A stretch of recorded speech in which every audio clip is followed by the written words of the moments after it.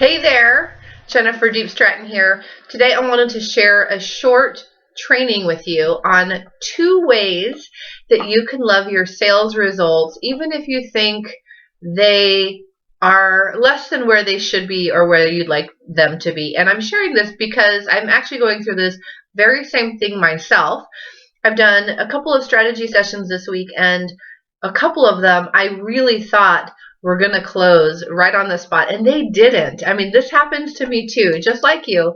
So I wanted to share with you what I do in that situation and how I've used my sales results, really my tracking of my statistics, to help me stay focused on the positive, on the good things that are happening in our business. So the first thing I want you to do is, if you're in that place where you're feeling like, hey, I'm not getting the results, I'm kind of down, I thought I was going to do better, what I want you to do is an exercise that I did at the end of 2015 in December. You can do this now. And what I want you to do is go back and over the last 6 months or 12 months, write down, go out and count how many strategy sessions or one-on-one sales consultations did you actually do? How many independent, unique instances were there? So if you had to have more than one conversation with someone before they actually bought from you, that would still count as one because it was one person. So how many people did you have a strategy session with last year? Okay, write that number down. And then I want you to write down this number. How many did you sell? How many people bought? Okay, and that is your conversion percentage. And the other thing you want to write down is how many people actually requested to meet with you. So if you're online marketing, there's people that probably have applied to have a strategy session with you and they didn't get one, or they fell off your calendar and you never reconnected, or maybe they didn't finish filling out their application. So you want to write that down too. And then the last one is you want to write down at what price point did you sell. Okay, so write down those 4 numbers, and you've got your conversion percent, and you've got also percent attrition, people who never actually made it onto the phone with you or into that sales consultation, and then the price point. And then what I want you to do is I want you to go and look for what you can see that is growth for you. So if you have to compare the first half of the year to the second half of the year, like divide the numbers into 2 6-month periods, or if you have to divide it into 4 3-month periods because you're growing, you want to start to divide those numbers up into time frames so that you can see a positive uptick. Okay, so in my business, what I did is I saw that we had a certain percentage of people who never made it to strategy sessions. And I thought, wow, that's a win, because that means I know what to do. I know that there's a leak in my funnel.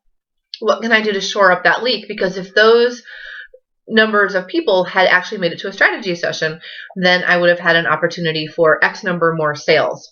Okay, so that's what the mindset you're going to approach this with is, what can I count? What evidence can I look for that shows that I'm growing and improving?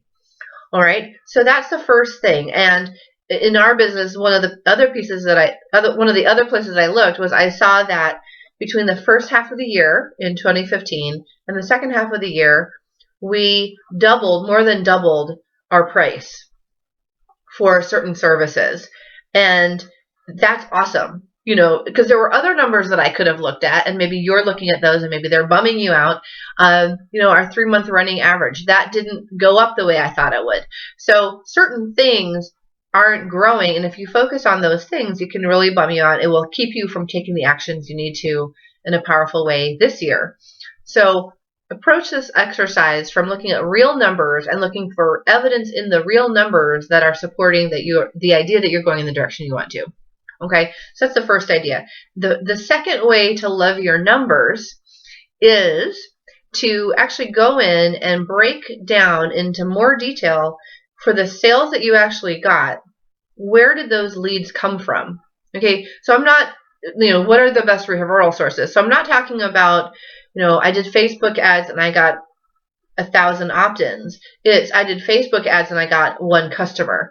I want you to count customers versus lead source and start to measure which lead source gave you the best return.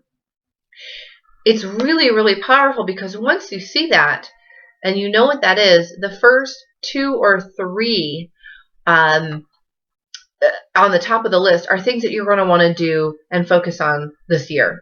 And the other ones, don't do them. Save yourself the effort and the time. Take some sleep back into your life. Take some personal time back into your life and really focus on those higher converting lead sources. The fun part for us is when we measured that plus how much money we spent marketing, what we noticed is that the least expensive things that we did last year actually returned the most customers. So that was really fun. So that's another way to love your numbers, all right, is look for things like that. Now, I'm going to give you a bonus third thing because I can't not share this one with you.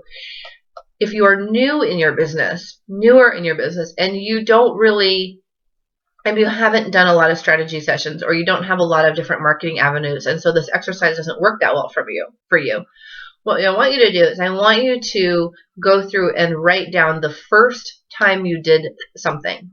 And actually, this is not a bad practice. I actually keep a notepad on my desk, and when I do a first of something, I write it down. It's my notepad of first times.